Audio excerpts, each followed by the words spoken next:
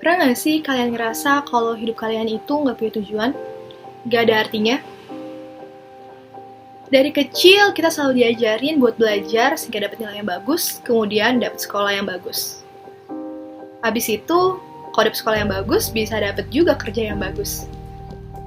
Kalau misalkan kita udah punya uang banyak, kita bisa nikah, kemudian bisa punya anak juga kalau beruntung. Habis itu lo pensiun deh. Dan what? Mati. Ya itu juga kalau misalkan nyawa kita nggak diambil lebih awal aja ya. Pertanyaannya adalah, ngapain sih kita kerja keras sekarang? Toh ujung-ujungnya kita bakal mati juga kan? Ngapain juga sih lo ibadah? Nggak ada gunanya. Toh Tuhan dan akhirat itu belum tentu keberadaannya.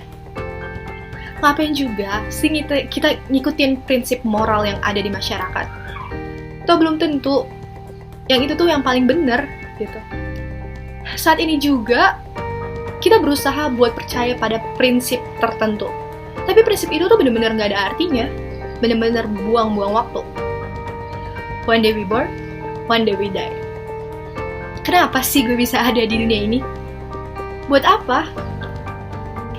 Atau pernah gak sih kalian bertanya-tanya tentang kehadiran kalian di alam semesta ini? Kenapa kita bisa hidup di tengah-tengah alam semesta yang sebenarnya tuh udah ada lama banget? Lalu dari seluruh makhluk hidup yang ada di semesta ini, kenapa cuma kita manusia yang punya akal dan budi? Bayangkan betapa kita sebenarnya ini sangat istimewa.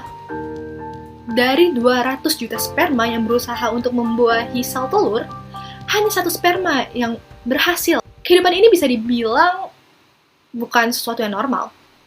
Merupakan sebuah keajaiban kita bisa ada di sini. Eksistensi hidup manusia bukanlah suatu hal yang istimewa sebab ada sesuatu yang lebih besar alam semesta. Tapi, di lain sisi kita juga merupakan makhluk yang istimewa yang bisa hadir di tengah-tengah alam semesta yang sangat luas ini. Kalau kata Alan Watts, life is nothing more than just a trip from maternity ward to the crematorium. Setelah dipikir-pikir, hidup ini absurd banget ya. Pada dasarnya, semua permasalahan yang ada pada saat ini, itu tuh gak ada artinya. Mulai dari masalah kita sama orang tua, sama pacar, atau temen, atau mungkin pencapaian-pencapaian lo menang lomba, dapet uang banyak, atau hal-hal lain yang buat lo seneng gitu. Semuanya tuh benar-benar gak ada artinya, apalagi kalau misalkan itu dihadapin sama sebuah kematian. In the end, nothing really matter. Pertanyaan kayak gini tuh sering banget ngebawa kita ke suatu tahap yang disebut sebagai anxiety. The human condition is to be anxious. Itu kata para eksistensialis. Ya, kondisi saat kayak gini juga sebenarnya bisa disebut sebagai kondisi nihilisme.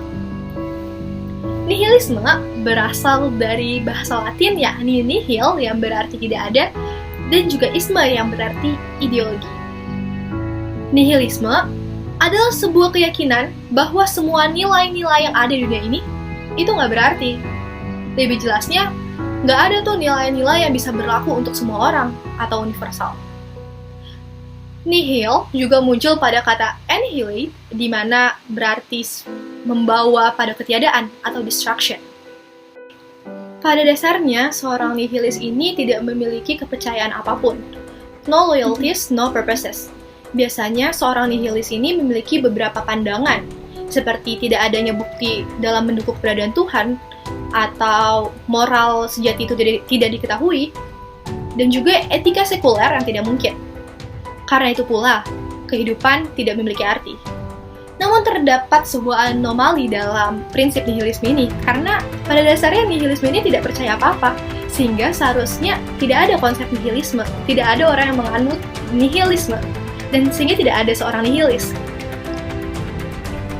Nihilisme eksistensial sering banget dikaitin sama Friedrich Nietzsche.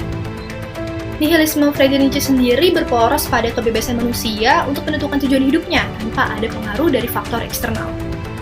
Tidak melakukan sesuatu hanya karena berdasar pada suatu prinsip, ajaran keluarga, atau masyarakat. Misalnya adalah memahami kehidupan setelah meninggal. Dalam ajaran agama banyak yang menggambarkan bagaimana kehidupan kita nanti jika sudah berada di akhirat. Sedangkan dalam ideologi nihilisme sendiri, Ini berusaha mengeluarkan kita dari pemahaman yang kita kenal sebagai akhirat dan berpikir akan kemungkinan tidak adanya kehidupan setelah meninggal. Sehingga kita akan fokus pada apa yang ada pada saat ini. Fokus pada masa kita hidup. Fokus pada cara membuat diri kita sendiri, keluarga, dan sekitar kita bahagia.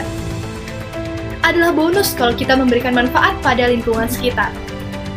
Sehingga tujuan hidup kita bukan berasas pada keinginan berbuat baik agar dapat masuk surga, tapi keinginan untuk berbuat baik karena itu yang membuat kita bahagia. Nantinya, kita bisa memanfaatkan apa yang ada pada hari ini dan bersyukur akan kehadiran kita yang kemungkinan itu sangat kecil. Nihilisme yang diusulkan oleh Nietzsche membantu manusia untuk menentukan dan menciptakan moralitas baru untuk kita sendiri tanpa mendorong untuk bersikap apatis. Pemahaman mengenai nihilisme menganjurkan kita untuk berpikir secara kritis akan moralitas turun-menurun. Moralitas yang ada pada tahun 40-an, 60-an, 80-an tentu berbeda dengan moralitas yang ada pada tahun 2000-an seperti sekarang ini. Misalnya saja cara berpikir primordial yang menaruh wanita untuk bekerja di dapur. Mungkin pada zaman dulu terdapat alasan-alasan khusus mengapa wanita ini harus ada di rumah dan tidak keluar gitu bekerja di rumah.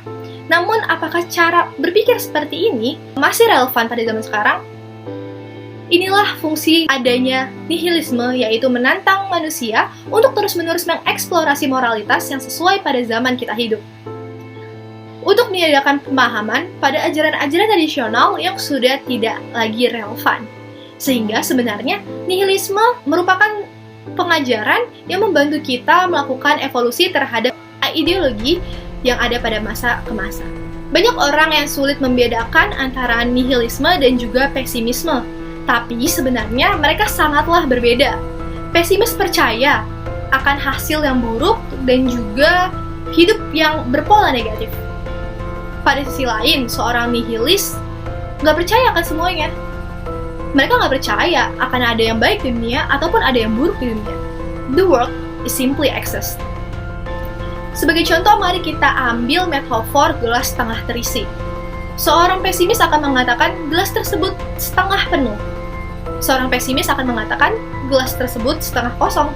Sementara seorang nihilis akan mengatakan, gak penting itu kosong atau penuh, yang penting gue aus. Seorang nihilis tidak melihat seseorang sebagai orang yang baik atau yang jahat, karena menurut mereka manusia itu sama aja gitu, gak ada yang baik dan yang jahat. Meski begitu, banyak dari kita juga yang udah nemuin jawaban dari pertanyaan-pertanyaan yang tadi itu melalui ideologi atau pemahaman tertentu, contohnya agama. Nihilisme sendiri sebenarnya mengajarkan manusia untuk jujur dengan diri sendiri, menjadi diri sendiri, dan berdamai dengan diri sendiri. Banyak nilai positif yang kita bisa petik dari nihilisme, terutama nihilisme yang dimiliki oleh Nietzsche. Pemahaman bahwa kita berhak menentukan moralitas kita sendiri dan bebas menentukan tujuan hidup kita sendiri. Hal-hal positif ini bisa dimanfaatkan baik dalam kita beragama maupun tidak beragama. Meskipun sebenarnya kita semerta-merta harus menjadi orang nihilis sejati yang tidak memiliki ideologi lain dalam hidup. Nyatanya, ide bahwa kita harus menciptakan lingkungan atau keadaan yang lebih baik untuk penerus kita tidak terbentuk oleh satu ideologi tertentu saja. Basis pemikiran nihilisme Nietzsche sendiri bukan tujuan untuk memporak-porandakan tatanan sosial. Tatanan sosial haruslah tetap ada. Kita harus tetap bekerja sama, saling menghormati sebagaimana mestinya. Hanya ada bagian dalam hidup kita yang harus selalu bertanyakan dan dieksplorasi jawabannya, sehingga kita mendapati jawaban sendiri tanpa perlu mempercayai tuntutan tradisional yang ada di masyarakat. Ketika kita sudah berdamai dengan diri sendiri, kita akan menjadi bebas untuk menentukan tujuan hidup. Karena ya, hidup itu gak ada tujuan dari sananya. Karena gak ada tujuannya buat sendiri aja, ya kan?